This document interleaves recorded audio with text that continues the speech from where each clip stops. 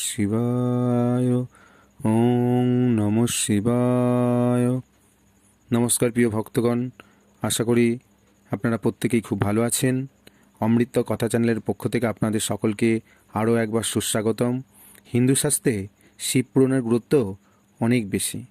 আজকে আমরা জানব দেবাদিদেব মহাদেবের প্রিয় দুটি ফুল কোন অভিশাপের ফলে আর শিব পুজোয় লাগে না। চলুন আজকের ভিডিওটা শুরু করা যাক। শিব ভোলানাথ, ভোলা মহেশ্বর, সব ফুলেই তিনি খুশি হন, আবার সব অন্যায়ের ক্ষমা আছে তার কাছে। একবার তার সুনজরে পড়লে সব প্রার্থনা মঞ্জুর। যে যত বড় অপরাধী করুক না কেন, নামমাত্র শাস্তি দিয়ে তিনি তাকে ক্ষমা করেন। খুব বেশি বেকায়দায় পড়লে, অর্থাৎ কিছুতেই আর ক্ষমা করা যাচ্ছে না এমন যদি কখনো হয়, তখন তিনি চুপচাপ হয়ে যান। এমন বেকায়দা একবার পড়েছিলেন শিব তার দুটি প্রিয় ফুল কেতকী আর চাঁপার বেলায়। ফুল দুটিকে কিছুতেই আর তিনি কাছে পাননি। চিরকালের মতো সেই দুটি অছুত রয়েই গেল। গল্পটা এইরকম। রামচন্দ্র তখন বনবাসে, ফুলগু নদীর তীরে। সঙ্গে রয়েছে ভাই লক্ষ্মণ আর সীতা। কোনো রকমের গাছের ডালপালা দিয়ে কুঁড়ে ঘর বেঁধে রয়েছেন। এমন সময় হঠাৎ রামচন্দ্রের পিতা দশরথের মৃত্যুর বাৎসরিক শ্রাদ্ধের দিন এসে উপস্থিত হলো। ছেলের হাত থেকে পিণ্ড ও জল নেবার জন্য বাপ ঠাকুরদারা, আত্মারা এইসব দিনে ছেলের বাসগির কাছাকাছি এসে থাকেন। আত্মারা খিদের জ্বালায় অস্থির হন। বছরে একদিন কাছে আসেন, এমনটা নাকি শাস্তি লেখা আছে। আসলে পিতৃলোকের নিয়ম অনুযায়ী 1 বছর মানে একদিন, অর্থাৎ আত্মাদের কাছে বছরে বছরে আসা মানে প্রতিদিন আসা। 1 বছর ওদের কাছে একদিনের সমান। তাই বছরে একটি দিনে জল অন্ন দেয়া মানে ক্ষুধার্ত অতৃপ্ত আত্মারা প্রতিদিনই খেতে পান ও শান্ত থাকেন। দশরথের শ্রাদ্ধের দিন রামচন্দ্রের খেয়াল হলো, লক্ষ্মণকে ডেকে বললেন, ভাই, আজ আমার পিতার বাৎসরিক শ্রাদ্ধের দিন। পিতা নিশ্চয়ই এসে কোথাও অপেক্ষা করছেন, কিন্তু ঘরে তো কিছুই নেই। তুমি এক্ষুনি একবার নগরে যাও, কোনোভাবে একটু আতপ চাল ফল মূল জোগাড় করে আনো। পিতা ক্ষুধার্ত, তাকে তৃপ্ত করতে না পারলে বড় অন্যায় হবে। লক্ষ্মণ তৎক্ষণাৎ ছুটলেন নগরে।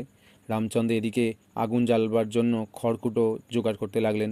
অনেক সময় কেটে গেল, লক্ষ্মণ তবু ফিরে এলেন না। রামচন্দ্র অস্থির হয়ে পড়লেন। তিনি ভাবতে লাগলেন, এখনও ভাই ফিরল না, সময় যে চলে যায়, বাবা যে অভুক্ত থেকে যাবেন। সীতাকে তিনি বললেন, সীতা, আমার আর ধৈর্য কুলোচ্ছে না, আমি নিজে গিয়ে একবার দেখে আসি, না হলে বাবা যে অভুক্ত থেকে যাবে। এই বলে রামচন্দ্র তাড়াতাড়ি বেরিয়ে গেলেন। অপেক্ষা করতে করতে সীতা দেখলেন পিণ্ডদানের সময় পিণ্ডদানের সময় প্রায় পেরিয়ে যাচ্ছে। অস্থির হলেন তিনিও। ছি, অভুক্ত শ্বশুর খিদে নিয়ে ফিরে যাবেন, কি করা যায় ভাবতে লাগলেন সীতা ফল্গু নদীতে স্নান সেরে নিলেন।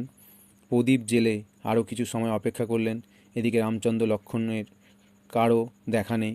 সূর্য ঢলে যেতে বসেছে পশ্চিমে। সময় চলে যাচ্ছে, আর তিনি বসে থাকতে পারলেন না। হাতের কাছে ফল মূল যা পেলেন তাই জোগাড় করে মনে মনে শ্বশুরকে স্মরণ করলেন।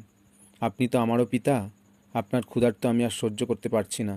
যা আমি সাধ্যমতো জোগাড় করেছি তাই আমি আপনাকে নিবেদন করছি। আপনি তা গ্রহণ করে শান্ত ও পরিতৃপ্ত হন। এই কথা উচ্চারণের সঙ্গে সঙ্গে সীতা দেখলেন অলঙ্কারময় দুটো হাত তার সামনে এসে থেমে গেল। দাও, কি দেবে দাও। সীতা সেই অলঙ্কারের সমৃদ্ধ হাতে তুলে দিলেন নৈবেদ্য। সীতা জিজ্ঞাসা করলেন, আপনি কে? এই অলঙ্কারময় বলিষ্ঠ হাত দুখানি কার? উত্তর এলো, আমি দশরথ, তোমার শ্বশুর। তোমার দেয়া খাদ্যে আমি খুব তৃপ্ত হলাম মা, তোমরা চিরসুখী হও। সীতা বললেন, বাবা, আপনার ছেলে তো দেখতে পেলেন না, তিনি বিশ্বাস করবেন না আপনার ক্ষুধার্ত নিবৃত্তি হয়েছে। দশরথ বললেন, সাক্ষী রাখো নদীকে, ফল্গু বলবে। সাক্ষী রাখো প্রদীপকে, আগুন বলবে। সাক্ষী রাখো কেতকীকে, কেতকী ফুল বলবে। সাক্ষী রাখকে পাড়ে চড়ে বেড়ানো গাভীকে, সে বলবে। রামচন্দ্র নিশ্চয়ই বিশ্বাস করবে যে আমি তোমার হাত থেকে পিণ্ড নিয়ে তৃপ্ত হয়ে ফিরে গেছি।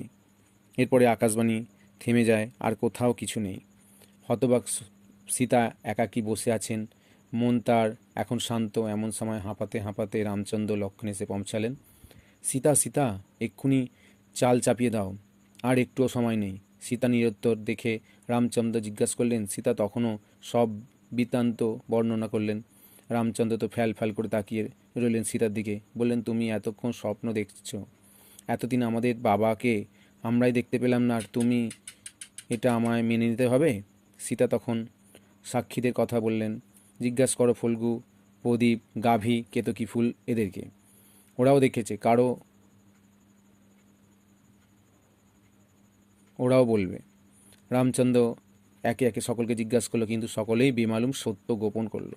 বললো, কই, আমরা তো কিছুই দেখিনি। রামচন্দ্র এবার স্থির প্রত্যয়ে সীতাকে বললেন, দেখলে তো, তোমার স্বপ্ন দেখার জন্য কতটা সময় নষ্ট হয়ে গেল। নাও শীঘ্রই পাক চাপাও, খুব অল্প সময় আছে, বাবা অন্তরালে অপেক্ষা করছেন অভুক্ত অবস্থায়। সীতা মনে মনে ক্ষুব্ধ হলেন, কিন্তু উপায় নেই। যথারীতি তিনি অন্ন প্রস্তুত করে এনে দিলেন রামচন্দ্রের কাছে।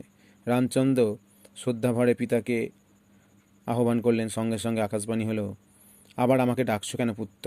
জানো কি মা আমাকে পরিতৃপ্ত করেই ভোজন করিয়ে দিয়েছে। যদি তোমার বিশ্বাস না হয় তবে সূর্যদেবকে জিজ্ঞাসা করে দেখো, তিনি তো সব দেখেছেন, আর তিনিও মিথ্যা বলবেন না। রামচন্দ্র এবার লজ্জিত হলেন, সীতাকে ভুল বুঝেছেন। তবু অকাট্য প্রমাণ পেতে তিনি সূর্যদেবকে জিজ্ঞাসা করলেন। সূর্যদেব বললেন, হ্যাঁ রামচন্দ্র, এই সীতা মায়ের স্বপ্ন নয়, সত্যি। রাজা দশরথ ঠিকই বলেছেন, সীতামা রাজাকে ফলমূল দিয়ে নৈবেদ্য দিয়েছিলেন, আর দশরথ দু হাতে বাড়িয়ে তা গ্রহণ করে ক্ষুধার জ্বালা নিবৃত্ত করেছেন। মা জানকীকে তুমি ভুল বোঝে না।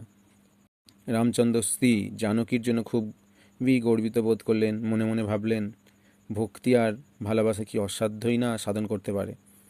সীতা কিন্তু আর সহ্য করতে পারলেন না মিথ্যা কথা বলার জন্য ফল্গু, প্রদীপ, গাভী আর কেতকী চারজনকে অভিশাপ দিয়ে বসলেন।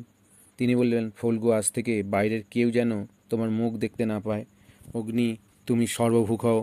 গাভী, তুমি যে মুখে মিথ্যা বলেছ তোমার সেই মুখ যেন অপবিত্র হয়। কেতকী, মিথ্যাচারী, তুমি মহাদেবের খুব প্রিয় ফুল ছিলে, আজ থেকে তোমার ফুল শিব পূজার কাজে লাগবে না। সেই থেকে কেতকীর দুর্ভাগ্য শুরু মিথ্যা বলার জন্য। সেই থেকে কেতকী ফুলে আর শিব পূজা করা হয় না।